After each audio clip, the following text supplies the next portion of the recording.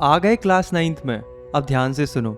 आज मैं तुम्हें एक ऐसी कहानी सुनाने वाला हूँ जो तुम्हारे दिल को छू जाएगी। और हाँ, ये 2026-27 की नई एनसीईआरटी कावेरी बुक का पहला चैप्टर है। यानी कि अब हम लेटेस्ट सिलेबस के हिसाब से पढ़ेंगे, पूरा सिलेबस कंप्लीट करेंगे, वो भी नेक्स्ट लेवल एनिमेशन के साथ। तो पहला चैप्टर है how I taught my grandmother to read.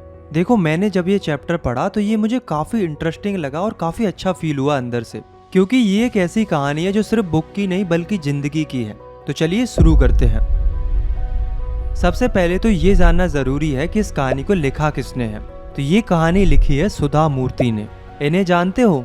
ये एक बहुत बड़ी राइटर हैं, सोशल वर्कर हैं। इन्हें पद्म भूषण और पद्म विभूषण से भी सम्मानित किया गया है।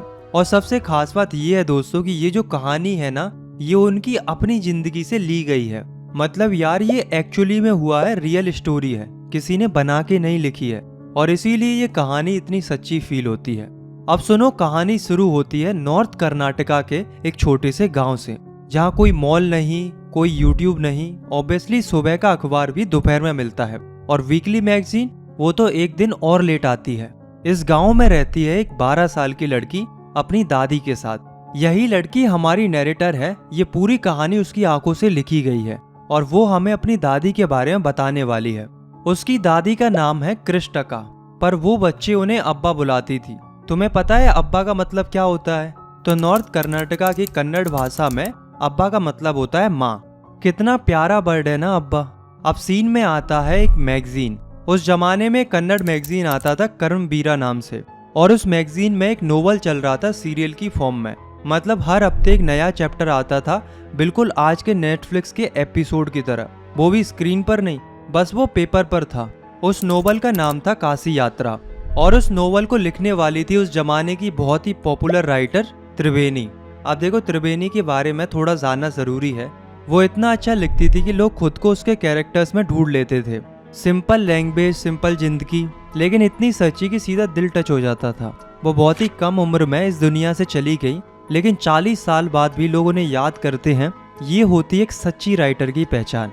अब मैं तुम्हें काशी यात्रा की कहानी सुनाता हूँ, क्योंकि ये समझना बहुत ज़रूरी है। तो काशी यात्रा में एक बूढ़ी अम्मा है, एक पुरानी सिंपल सी बूढ़ी अम्मा। उनकी पूरी जिंदगी का केवल एक ही सपना है, काशी जाना, यानी कि वाराणसी। वहाँ लॉर्ड विश्वेश्वरा का फेमस मंदिर है। तुम्हें पता है, हिंदुओं में मान्यता है कि काशी जाके पूजा करने से सबसे बड़ा पुण्य मिलता है, और वो बूढ़ी अम्मा भी यही चाहती है और यही उनका सपना है। और इसी के लिए वो पैसा जोड़ती हैं, सब्र करती हैं और इंतजार करती हैं। अब इसी नोवेल में एक और कैरेक्टर है, एक छोटी सी ऑर्फन लड़की। उसका कोई नहीं होता है, लेकिन उसे प्यार हो जाता है और उसे शादी करनी थी, लेकिन उसके पास शादी के लिए पैसे नहीं थे। और पता है नोवेल का एंड क्या होता है? गौर से सुनना। वो बूढ़ी अम्मा जो पूरी जिंदगी काशी के लिए पैसा जोड़ती रही, वो अपना सारा पैसा उस ऑर्फन लड़की की शादी के लिए दे देती हैं, और वो खुद कभी काशी नहीं जाती हैं और कहती हैं इस बच्ची की खुशी काशी जाने से ज्यादा जरूरी है। यार, गूज़बम्प आ जाते हैं ये सुन के।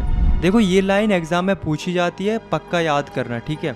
अब वापस आते हैं अपनी अब्बा के पास। तो अब्बा कौन है? एक 12 साल की बच्ची की दादी है, यानी कि हमारी नरेटर की दादी। कभी स्कूल नहीं गई थी, पढ़ना लिखना उन्हें आता नहीं था, लेकिन इस कहानी से उन्हें बहुत प्यार था, क्योंकि वो भी कभी काशी नहीं गई थी और वो उस नोवेल की बूढ़ी अम्मा में खुद को देखती थी। उनका दर्द और उस बूढ़ी अम्मा का दर्द एक जैसा था। तो क्या होता था, हर हफ्ते हर वेडनेसडे मैगजीन आता था, और ये 12 साल की बच्ची अब्बा को नया एपिसोड पढ़कर सुनाती थी। और अब्बा वो सब कुछ भूल जाती थी, काम, घर, सब कुछ। वो इतनी कंसंट्रेशन से सुनती थी कि उन्हें कहानी का पूरा एपिसोड वर्ड बाय वर्ड याद हो जाता था। बाद में वो मंदिर के बाहर अपनी सहेलियों को वही एपिसोड सुनाती थी और पूरी बड़ी चर्चा होती थी, बड़ी डिबेट होती थी। तो वो 12 साल की बच्ची तब नहीं समझती थी कि एक स्टोरी में इतना डिबेट क्यों, लेकिन अब समझ आता है ना बच्चों। अब्बा के लिए वो सिर्फ एक स्टोरी नहीं थी, वो उनकी अपनी जिंदगी थी। वो अपनी जिंदगी को फील करती थी उस स्टोरी में। फिर एक दिन एक नेबरिंग विलेज में एक शादी थी। बच्ची गई अपने कजिन्स के साथ, लेकिन जब वो वहां पहुंची तो उसे इतना मजा आया, खाना, खेलना, नाचना, आजादी, कि 2 दिन का प्लान पूरा एक हफ्ते में बदल गया। और वहीं दूसरी तरफ गांव में करमबीरा आ गया। नया एपिसोड था अंदर। अब्बा ने मैगजीन खोला, तस्वीर देखी, लेकिन फिर भी वो एक भी शब्द नहीं पढ़ सकती थी। बच्चों, इस चीज को फील करो एक बार कि तुम्हारी सबसे मनपसंद सीरीज का एक नया एपिसोड आ जाए लेकिन तुम देख नहीं सको। फोन हाथ में है लेकिन स्क्रीन नहीं खुलती। कितनी तकलीफ होगी ना। अब्बा के साथ भी कुछ ऐसा ही था, लेकिन शायद इससे भी ज्यादा। जब वो बच्ची घर लौट के आई तो उसने जो देखा वो उसने कभी नहीं सोचा था। अब्बा रो रही थी। अब देखो, ये एक बड़ा शौक था। नैरेटर ने लिखा है कि मैंने कभी अब्बा को मुश्किल से मुश्किल सिचुएशन में भी रोते नहीं देखा था, और आज अब्बा की आंखों में आंसू थे।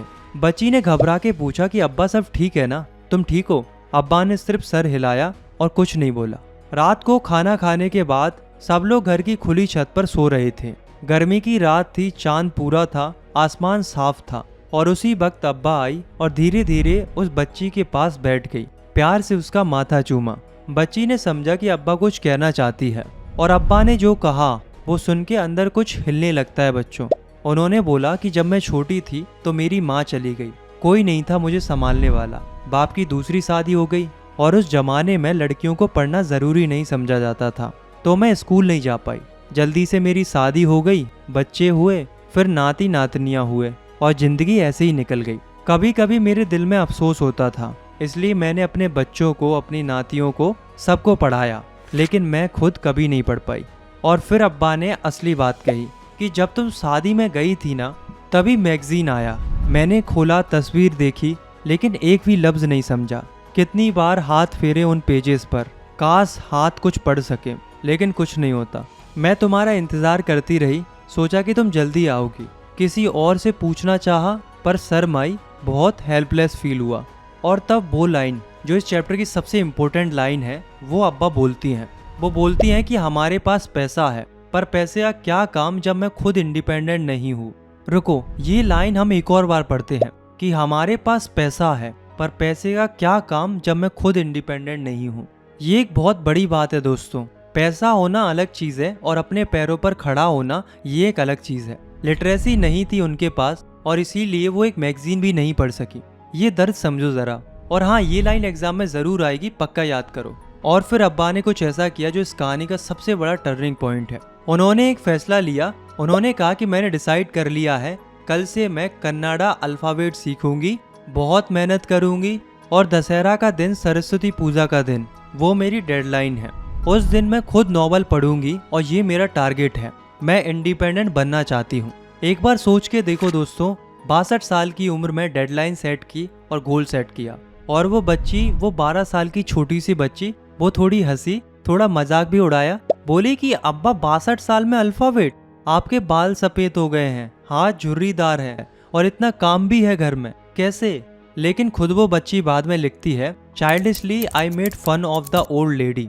मैंने बचपने में बूढ़ी अब्बा का मजाक उड़ाया था, जो कि सही नहीं था, लेकिन वो तब सिर्फ 12 साल की थी। लेकिन अब्बा ने क्या किया? अब्बा सिर्फ मुस्कुराई और बोली, किसी अच्छे काम के लिए अगर तुम पक्का इरादा कर लो तो कोई भी रुकावट रोक नहीं सकती, और सीखने की कोई उम्र नहीं होती। दोस्तों, ये लाइन तुम फ्रेम करके भी रख सकते हो, for learning there is no age bar. Exam में भी आती है, और जब कभी भी तुम्हारा मन करे कि अब बहुत देर हो गई है, तब ये लाइन याद करना। अगले दिन से ट्यूशन शुरू हो गई। नैरेटर बनी पहली बार एक टीचर, और अब्बा बनी पहली बार एक स्टूडेंट। अब अब्बा कैसी स्टूडेंट निकली? तो अब्बा निकली बहुत ही जबरदस्त स्टूडेंट। नैरेटर लिखती हैं, the amount of homework she did was amazing. पढ़ती, बार बार रिपीट करती, लिखती, रिसाइट करती, कोई छोटी से छोटी चीज नहीं छोड़ती थी। एक 62 साल की स्टूडेंट 12 साल की टीचर से ज्यादा मेहनत कर रही थी। और नैरेटर यहाँ एक बहुत ही प्यारी बात लिखती हैं। वो लिखती हैं कि तब मुझे कहाँ पता था कि मैं एक दिन कंप्यूटर साइंस की टीचर बनूंगी और हजारों स्टूडेंट्स को पढ़ाऊंगी। सोचो दोस्तों, अब्बा की वजह से उस बच्ची के अंदर एक टीचर जाग गई। अब्बा नहीं होती तो शायद ये एहसास भी नहीं होता। कुछ समय बाद फिर आया दशहरा, सरस्वती पूजा का दिन। अब्बा की अपनी डेडलाइन। वो बच्ची घर से सीक्रेटली निकल के गई और लाई त्रिवेणी का नोवेल काशी यात्रा, जो तब तक बुक फॉर्म में आ चुका था। अब्बा ने नैरेटर को पूजा वाली जगह बुलाया, प्यार से स्टूल पर बिठाया और एक गिफ्ट दिया। पता है क्या? कपड़े का सुंदर टुकड़ा। और फिर जो हुआ वो नैरेटर ने कभी नहीं सोचा था। अब्बा झुक गई और उस बच्ची के पांव छुए। बच्ची एकदम से हिल गई और वो एकदम पीछे हुई, मतलब एकदम चौंक गई। तुम्हें पता होगा कि इंडिया में हम हमेशा बड़े लोगों के पांव छूते हैं, भगवान के, टीचर के, माँ बाप के। लेकिन आज एक 62 साल की दादी अपनी 12 साल की नातनी के पांव छू रही थी। बच्ची बोली, ये सही नहीं है अब्बा, लेकिन अब्बा ने कहा, मैं अपनी नातनी के पाँव नहीं छू रही हूँ, मैं अपनी टीचर के पाँव छू रही हूँ जिसने मुझे इतने प्यार से पढ़ाया। अब मैं इंडिपेंडेंट हूँ। टीचर को इज्जत देना हमारी परंपरा है और टीचर की कोई उम्र नहीं होती, ना ही कोई जेंडर होता है। गूज़बम्प्स आए। ये देखकर बच्ची भी झुक गई और अब्बा के पाँव छुए, अपनी पहली स्टूडेंट को प्रणाम किया। और हाँ, फिर उस 12 साल की बच्ची ने अपने अब्बा को एक गिफ्ट भी दिया। गिफ्ट था काशी यात्रा। अब्बा ने बुक हाथ में ली और खोली और सीधा पढ़ने लगी, काशी यात्रा बाय त्रिवेणी।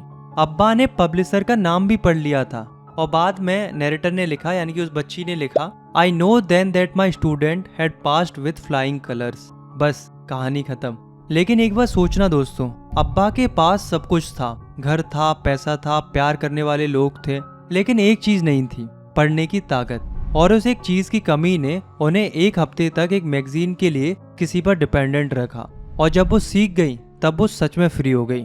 दोस्तों, दुनिया में सबसे बड़ी दौलत है वो है नॉलेज। पैसा आता जाता है, लेकिन जो सीख लिया वो कोई नहीं छीन सकता। एग्जाम के लिए 3 लाइंस पक्की याद करो। पहली, what use is money when I can not be independent. ये लाइन अब्बा ने कही थी। दूसरी, for learning there is no age bar, यानी कि पढ़ने की कोई उम्र नहीं होती, ये भी अब्बा ने कहा था। और तीसरी, I know then that my student had passed with flying colours, और तब मुझे पता चला कि मेरा स्टूडेंट शानदार नंबर से पास हुआ है। और ये बात नरेटर ने कहा था आखिरी में। तो कैसी लगी आज की स्टोरी? अगर अब्बा की कहानी ने तुम्हें आज कुछ सिखाया है तो आज ही घर में जाके अपनी दादी या नानी से मिलना, उनका हाथ थामो और उनसे बातें करो। लाइक करो अगर कुछ अच्छा सीखा है, शेयर करो अपने क्लासमेट्स के साथ, कोई भी मिस ना करे ये चैप्टर। और हाँ, सनलाइक स्टडी को सब्सक्राइब करना बिल्कुल मत भूलना। मैं हूँ राहुल रावत, मिलते हैं नेक्स्ट चैप्टर में। अपना ध्यान रखना।